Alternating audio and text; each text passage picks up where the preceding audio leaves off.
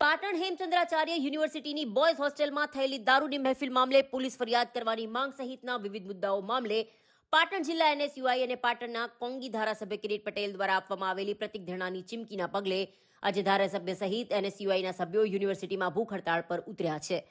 शिक्षण के धाम में अल्कोहल मैदान में नारा साथे उत्तर गुजरात यूनिवर्सिटी में धरना प्रदर्शन करता डीवायएसपी, पीआई, पीएसआई सहित मोटी संख्या में पोलीस बंदोबस्त गोठववामां આવ્યો છે।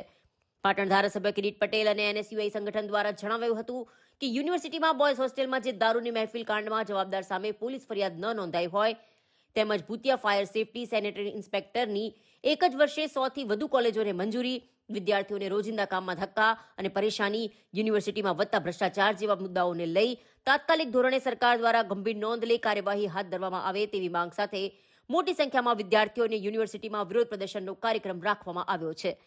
ઘટના બની એ દિવસે પાટણ ધારાસભ્ય કિરીટ પટેલે જણાવ્યું કે દારૂની મહેફિલ માણતા પકડાયા બાદ પણ યુનિવર્સિટી કે પોલીસ દ્વારા આ મામલે પોલીસ ફરિયાદ કરવામાં આવી નથી। આ મામલે કુલપતિ અને પીઆઈને ફોન કર્યો હતો પણ ઉપાડતા નથી। ગૃહ રાજ્યમંત્રી અને શિક્ષણ મંત્રીને હું કહેવા માંગુ છું કે નવરાત્રી બંધ કરાવવા જે ઉતાવળા ભર્યા હતા, પોલીસ અને એસપી પર દબાણ કર્યું હતું, ત્યારે વારંવાર યુનિવર્સિટી બદનામ થઈ રહી હોય હવે તમારે જાગવું જોઈએ। જો આવા ઇસમો સામે ફરિયાદ નોંધવામાં નહીં આવે તો વિદ્યાર્થીઓ સાથે મળી યુનિવર્સિટીમાં ભૂખ હડતાળ કરીશું। જોકે આજ દિવસ સુધી પોલીસ ફરિયાદ ન નોંધાતા આજે પાટણના કોંગી ધારાસભ્ય કિરીટ પટેલ અને પાટણ જિલ્લા એનએસયુઆઈના સભ્યો ભૂખ હડતાળ પર ઉતર્યા છે। ત્યારબાદ વીસીને મળવા પાટણના ધારાસભ્ય સહિત એનએસયુઆઈના કાર્યકરો અંદર પ્રવેશતા પોલીસે વિદ્યાર્થીઓને અંદર પ્રવેશ ન આપતા પોલીસ સાથે ઝપાઝપી થવા પામી હતી, જેમાં કેટલાક પોલીસ કર્મીઓ દ્વારા વિદ્યાર્થીઓને, મહિલાઓને લાતો મારી હોવાના પાટણના ધારાસભ્યએ આક્ષેપ કર્યા હતા।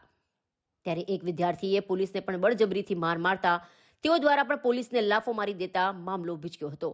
ત્યારે ધારાસભ્ય વચ્ચે પડીને વિદ્યાર્થીઓને સમજાવ્યા બાદ કાયદો હાથમાં ન લેવા જણાવી વિદ્યાર્થીઓને શાંત પાડ્યા હતા। ત્યારબાદ વીસીની ચેમ્બરમાં જ્યાં સુધી આ દારૂની મહેફિલ માણતા ઇસમ સામે પોલીસ ફરિયાદ નોંધાતી નથી ત્યારે ઉચ્ચ કક્ષાએ ગૃહમંત્રી અને મુખ્યમંત્રીને રજૂઆત કરવામાં નહીં આવે ત્યાં સુધી વીસીની ચેમ્બરમાં પાટણના ધારાસભ્ય સહિત કોંગ્રેસના આગેવાનો પ્રતિક ધરણા પર બેસી ગયા હતા।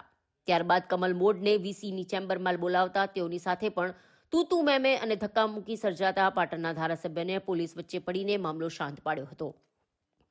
આ બાબતે પાટણના ધારાસભ્ય કિરીટ પટેલે જણાવ્યું કે જો પોલીસ કાયદો હાથમાં લેશે અને વિદ્યાર્થીઓને ખોટી રીતે હેરાન કરીને માર મારશે તો અમે પણ કાયદો હાથમાં લેતા ગભરાશું નહીં તેવી વાત કરી। જ્યાં સુધી મુખ્યમંત્રી અને ગૃહમંત્રીને પોલીસ ફરિયાદ દાખલ કરતી નહીં બને તે બાબતે લેખિત રજૂઆત નહીં કરે ત્યાં સુધી વીસીની ચેમ્બરમાં ધરણા પર બેસવાની ફરજ પાડવાનું જણાવ્યું હતું। યુનિવર્સિટી હેમચંદ્ર જેવા મહાન સંતના નામે સ્થપાયેલી છે અને જે રીતે યુનિવર્સિટીની અંદર છેલ્લા ઘણા સમયથી ભ્રષ્ટાચાર ચાલી રહ્યો છે, યુનિવર્સિટીની અંદરથી ખુલ્લેઆમ દાદાગીરી ચાલે, લુખ્ખા તત્વો યુનિવર્સિટીની અંદર તરવાલો લઈને આવે, યુનિવર્સિટીમાંથી 3 વાર દારૂની બોટલો પકડાય અને ચોથી વાત તો યુનિવર્સિટીની અંદર પાર્ટી કરતા લોકો પકડાય અને છતાં પણ કુલપતિ કે પોલીસની મિલીભગતથી એમની સામે કોઈ કાર્યવાહી ન કરવામાં આવે।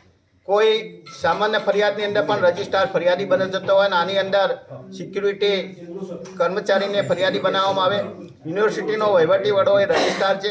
અમારા ઉપર જો કુલપતિ અને રજિસ્ટ્રાર ફરિયાદ કરતા હોય તો આ લોકો સામે કેમ યુનિવર્સિટી કોઈ કાર્યવાહી કરતી નથી? એટલે જો પોલીસ કાર્યવાહી ના કરે તો મુખ્યમંત્રીને અને ગૃહમંત્રીને જાણ કરવા માટે જ્યાં સુધી કોઈ કાર્યવાહી કરવામાં ના આવે ત્યાં સુધી અમે યુનિવર્સિટીમાં ભૂખ હડતાળ કુલપતિની ચેમ્બરમાં બેસવાના છીએ। પોલીસ સાથે ઘર્ષણની પણ વાત આવી છે। જો પોલીસ કદાચ અમારા યુવાનો, વિદ્યાર્થીઓ, કાર્યકરો ઉપર દાદાગીરી કરવાની, એમને માર મારવાની કોશિશ કરીએ છીએ તો પોલીસ વચ્ચે ઘર્ષણ થયું છે, પરંતુ અમે બહાર જઈ અને વિદ્યાર્થીઓને શાંત કરીને બેસાડી દીધા છે। હાલ કોઈ ઘર્ષણનો પ્રશ્ન નથી।